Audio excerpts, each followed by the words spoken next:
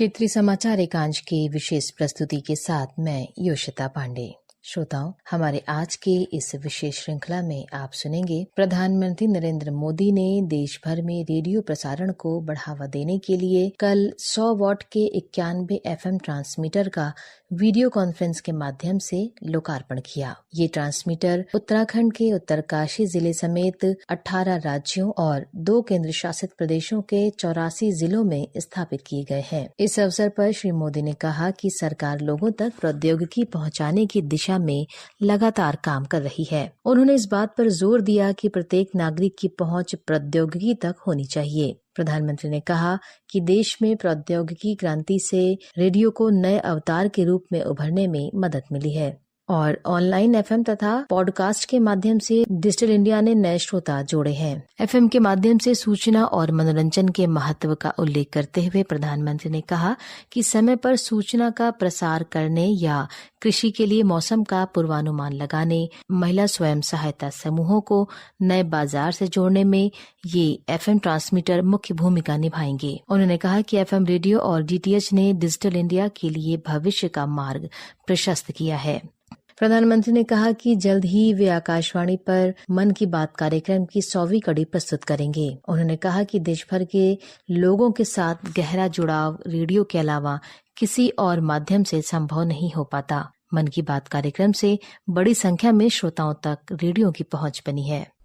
All India radio की FM service का expansion all India FM बनने की दिशा में एक बड़ा और महत्वपूर्ण कदम है। ऑल इंडिया रेडियो के 91 FM ट्रांसमीटर्स की ये शुरुआत देश के 85 जिलों के 2 करोड़ लोगों के लिए उपहार की तरह है। मैं ऑल इंडिया रेडियो को इस उपलब्धि के लिए बहुत बहुत बधाई देता हूं। अभी कुछ दिन बाद ही मैं रेडियो पर मन की बात का 100वां एपिसोड करने जा रहा हूं। मन की बात का ये अनुभव देशवासियों से इस तरह का भावनात्मक जुड़ाव केवल रेडियो से ही संभव था। मैं इसके जरिए देशवासियों के सामर्थ्य से जुड़ा रहा, देश की सामूहिक कर्तव्य शक्ति से जुड़ा रहा। स्वच्छ भारत अभियान हो, बेटी बचाओ बेटी पढ़ाओ हो या हर घर तिरंगा अभियान हो, मन की बात ने इन अभियानों को जन आंदोलन बना दिया। इसलिए जिन्हें बहुत दूर दराज में रहने वाला माना जाता था, वो अब हम सभी से और ज्यादा कनेक्ट होंगे। समय पर जरूरी जानकारी पहुंचाना हो, कम्युनिटी बिल्डिंग का काम हो, एग्रीकल्चर से जुड़ी मौसम की जानकारियां हो, किसानों को फसलों, फल, सब्जियों की कीमत की ताजा जानकारी हो, केमिकल खेती से होने वाले नुकसान की चर्चा हो, खेती के लिए आधुनिक मशीनों की पुलिंग हो, महिलाओं के सेल्फ हेल्प ग्रुप को नए बाजारों के बारे में बताना हो या फिर किसी प्राकृतिक आपदा के समय पूरे क्षेत्र की मदद करना, इन FM ट्रांसमीटर्स की बहुत अहम भूमिका रहेगी।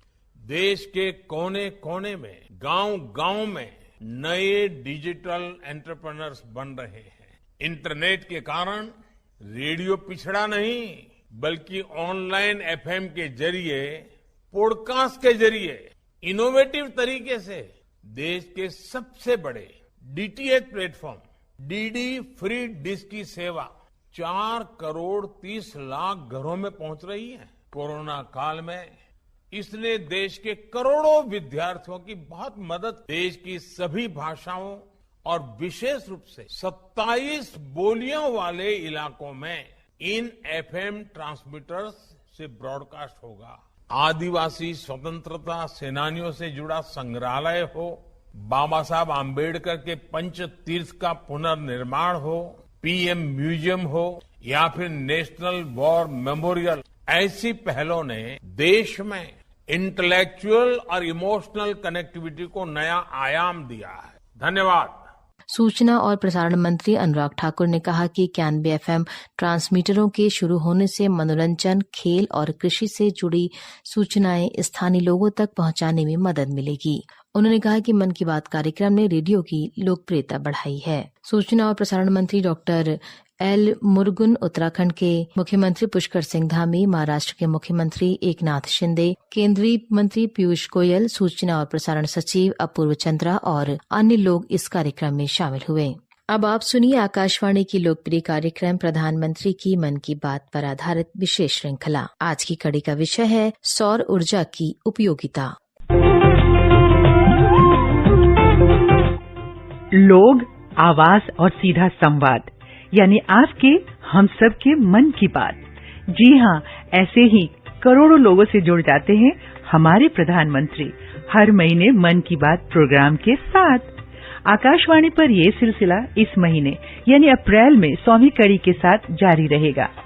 इसी विशेष मौके पर मन की बात कार्यक्रम से प्रधानमंत्री के चुनिंदा संबोधनों को फिर से प्रस्तुत किया जा रहा है।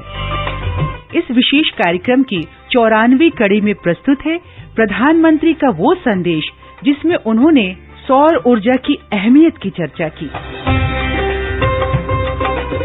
ग्रीन हाउस गैसों के लगातार जारी उत्सर्जन की वजह से धरती का तापमान लगातार बढ़ रहा है।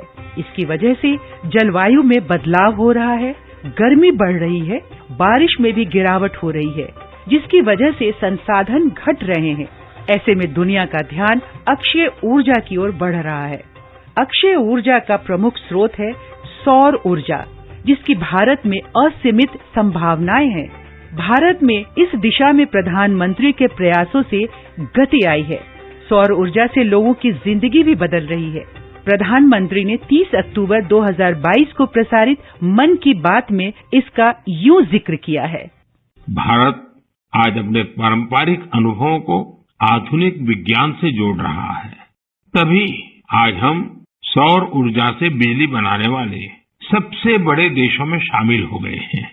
सौर ऊर्जा से कैसे हमारे देश के गरीब और मध्यम वर्ग के जीवन में बदलाव आ रहा है, वो भी अध्ययन का विषय है।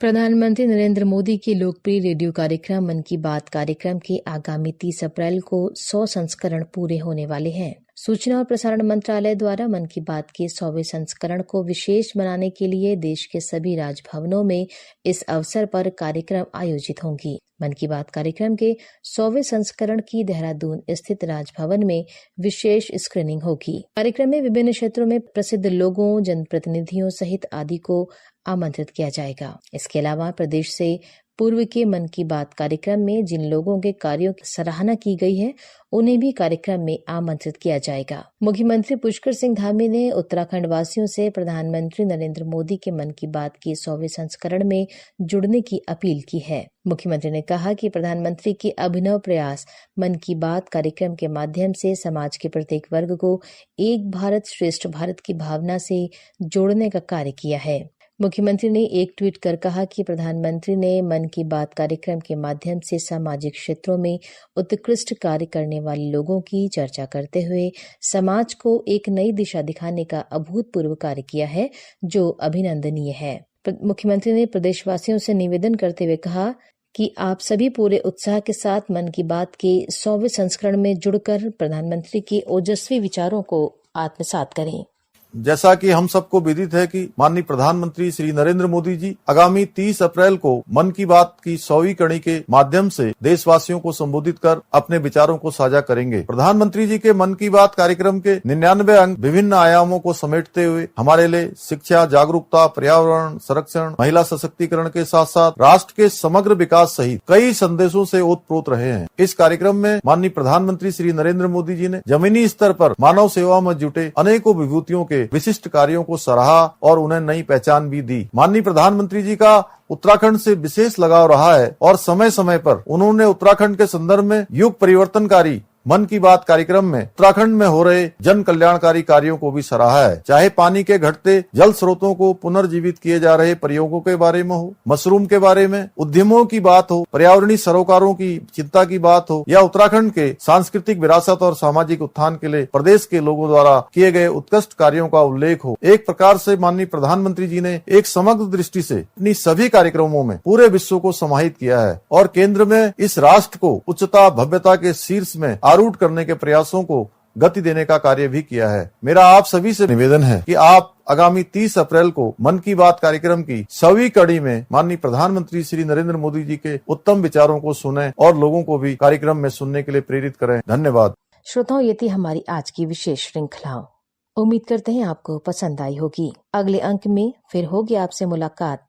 तब तक के लिए नमस्कार।